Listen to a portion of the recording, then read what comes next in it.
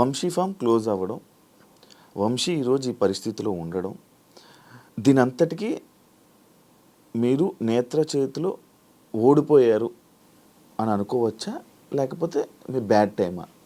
ఈ రెండిట్లో ఏదంటారు? అట్లా కాంపిటీషన్ అంటే ఎప్పుడూ లేదు. నాకు వాళ్ళది గ్రో కావాలని ఉండే. నాది లాయర్ దగ్గర కూడా ఒక రోజు ఇది వారధి ఫార్మ్ డిస్ప్యూట్ వచ్చినప్పుడు అదే చెప్పిన, అది ఎంత గ్రో అయితే నాకు అంత హ్యాపీ అని చెప్పిన. అది ఏదో హీరో అయిదామని చెప్పింది కదా, నిజంగానే నాకు అది గ్రో కావాలి, అది నడవాలనే ఉండే. సైమల్టేనియస్గా నాది కూడా నడవాలని ఉండే. అంత మందికి సప్లై చేసే అంత హనీ కూడా మన దగ్గర లేదు. యాక్చువల్గా వాళ్ళకు మన కాంపిటీషన్ ఎందుకు లేదు అంటే, ఎప్పుడు వస్తుంది కాంపిటీషన్? మన దగ్గర కొని వాళ్ళ దగ్గర కొనుక్కుంటే, వాళ్ళ దగ్గర కొని మన దగ్గర వాళ్ళ దగ్గర కొంటే కూడా ఇంకా హనీ సప్లై చేయాలంటే ఇంకొక వంశీ ఫార్మ్స్, వారధి ఫార్మ్స్ కాకుండా ఇంకొక కిరణ్ ఫార్మ్స్, శివ ఫార్మ్స్ అని స్టార్ట్ చేస్తే కూడా మనం అన్ని సప్లై చేయగలుగుతాం. కొన్ని కూరగాయలు ఉన్నాయి, కొంచెం హనీ ఉంది దీంట్లో. కాబట్టి అసలు మాకు మధ్యలో కాంపిటీషన్ లేదు. ఇది ఓడిపోయినట్టు కాదు, లైఫ్ ఇక్కడికి అయిపోదు. సో ఇంకోటి ఏదన్నా చేస్తా కాబట్టి అసలు ఆ క్లెయిమ్ లేదు నాకు. అరే ఇది ఏదో లాస్, నేను పర్సనల్గా దీన్ని నడిపించలేకపోయినానుంది తప్ప వాళ్ళు నడిపిస్తున్నారు అది పోయింది అనేది ఎప్పుడూ లేదు నాకు. వాళ్ళు నడిపిస్తేనే హాయి నాకు. ఇంకా ఇందాక నేను నార్మల్గా ఫ్లోలోనే మీ వైఫ్ అనగానే ఎక్స్ వైఫ్ అని మెన్షన్ చేస్తాను. ఇది నేను వేరే వాళ్ళ నుంచి నేర్చుకున్నా. నా వైఫ్ అనే మాట్లాడుతుంటే నేను, వాళ్ళు ఎక్స్ వైఫ్ అని వాళ్ళు మెన్షన్ చేస్తున్నారు. ఎవరు ఒక ఆడపిల్లతో మాట్లాడినా, స్పెసిఫిక్ ఆడపిల్లలతోని వాళ్ళకే నచ్చలేదు. నా వైఫ్ ఉంటుండే కదా, ఇట్లా మేము ఇట్లా పోతుంటిమి ఆ ప్లేస్ ఏదన్నా అంటే, వైఫ్ కాదు ఎక్స్ వైఫ్ అంటే నాకు నువ్వు అంటానే అది గుర్తొచ్చింది. ఓహో వైఫ్ కాదు ఎక్స్ వైఫ్ అని నేను ఇక్కడ వాడిన అనమాట, అంతే. సో నాకు అది ఎక్స్ హస్బెండ్ ఎక్స్ వైఫ్ అని ఎప్పుడు రాకుండే.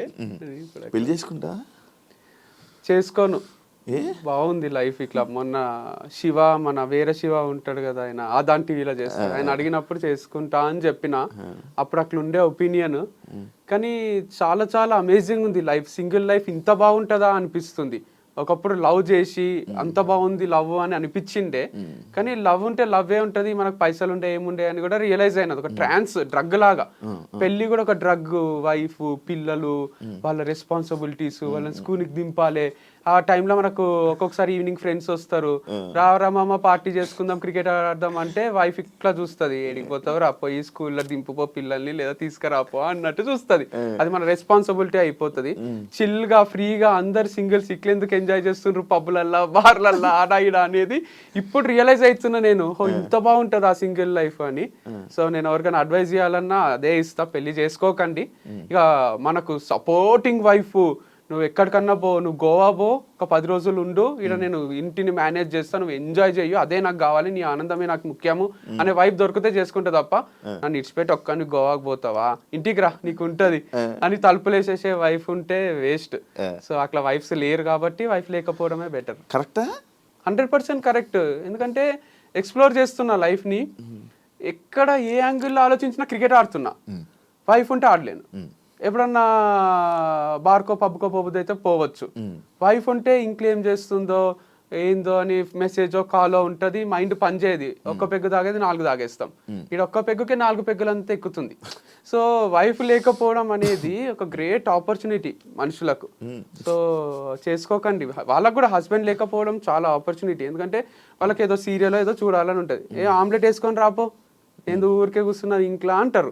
వాళ్ళకి ఫ్రస్ట్రేషన్ వస్తుంది, వీడు డబ్బులు సంపాదిస్తున్నాడు కాబట్టి ఇట్లా నా పైన డామినేట్ చేస్తున్నాడు అనిపిస్తుంది. దాని బదులు వాళ్ళు కూడా పెళ్లి చేసుకోకుండా అట్లా ఎంజాయ్ చేస్తూ గడిపేస్తే అయిపోతుంది, ప్రెషర్ ఫ్రీ లైఫ్ ఉంటుంది.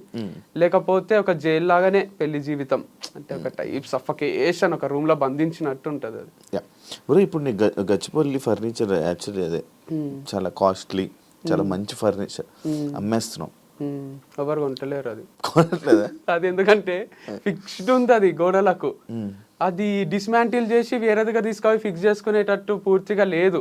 ఒకవేళ నేనే దాని షాప్ తెరవాలంటే జాగ్రత్తగా తీసి ఇంకో షాప్ లో పెట్టుకోవచ్చు కొంతవరకు. అది అట్లుంచి అట్లా రెంట్కి తీసుకొని దానికి అయిన ఖర్చుల ఒక 60% 50% నాకు ఇచ్చినా చాలా హెల్ప్ అవుతుంది. అది ఎవరు తీసుకుంటారు, ఎందుకంటే అవి సెంట్రల్ ఏసీలు ఉన్నాయి, ఇట్లా అంత ఫిక్స్ చేసిండ్రు, తీస్తే కంప్రెసర్ ఏదో పోతుంది అంట. అవి తీసుకొని పోయి కొనుక్కునేటట్టు లేదు పరిస్థితి. దానికే ఉంచి ఎందుకంటే అది రాగ్ ఇచ్చిండ్రు మనకి, ఇట్లా రాళ్ళు మొత్తం స్తంభాలు దాన్ని అంత ఇట్లా చేపించినాము. అదేదో మనము ఇట్లా ఇప్పి స్క్రూలతోని తీసుకుపోయి వేరే దగ్గర ఫిక్స్ చేసుకునేటట్టు లేదు, బందోబస్తు ఉంది ఇట్లా మొత్తం. మరి వాటికి వస్తుందా ఏమైనా నీకు? అంటే వస్తుంది, కరెక్ట్ చేస్తే అయితే అది ఒక 30-40 లక్షల మధ్యలో ఖర్చు అయింది. 20 లక్షల ఇచ్చి తీసుకోవచ్చు.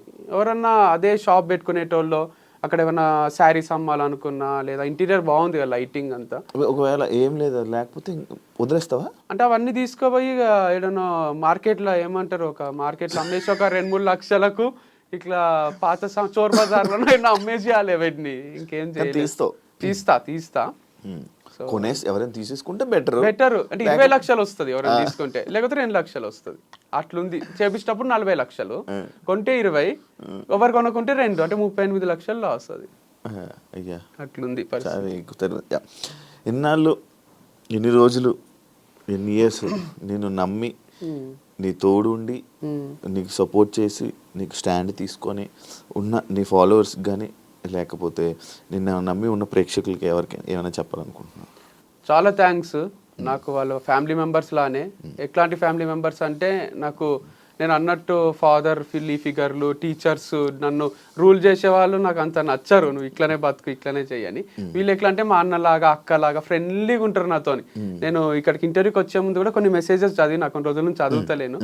అందరూ అన్న వంశీ ఫార్మ్స్ క్లోజ్ చేస్తున్నావా, డోంట్ వరీ అన్న, యుల్ కమ్ బ్యాక్ అన్న, యుల్ డోంట్ గివ్ అప్ అన్న, ఇదన్నా అదన్నా అని చాలా మంది మెసేజ్లు చేసిండ్రు. చాలా సంతోషం అవుతుంది, ఇంతమంది మన గురించి ఆలోచిస్తుండ్రు. అక్కడ గచ్చిబౌలి దగ్గర మీ హోర్డింగ్ చూస్తుంటే డైలీగా ఉండదా అది అని డైజెస్ట్ చేసుకోలేకపోతుండ్రు. సో వాళ్ళందరే నన్ను ఇట్లా నిలబెట్టిండ్రు. సో వాళ్ళందరి వల్లనే ఇన్ని రోజులు నన్ను నడిపించగలిగిన. ఇంకొక బిజినెస్ స్టార్ట్ చేసినా నేను 100% సక్సెస్ అవుతా. అది మళ్ళీ నా స్టైల్లోనే చేస్తా, ఎవరో స్టైల్లో చెయ్య నేను. సో అంటే బిజినెస్ లా చెయ్యి అంటే ఐడియా అయితే వచ్చింది కదా. సో ఏదైనా ఐడియా వస్తే, అంటే ఐడియా అంటే బిజినెస్ ఐడియా వచ్చింది, ఎట్లా చేయాలి బిజినెస్ అని.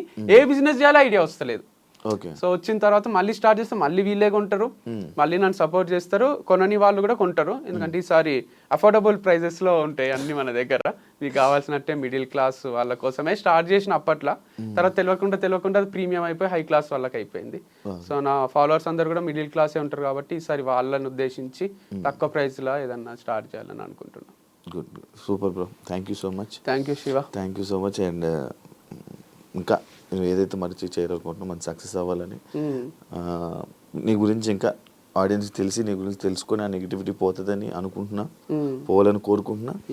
ఇంటర్వ్యూ ఇచ్చినందుకు thank you so much. All the best.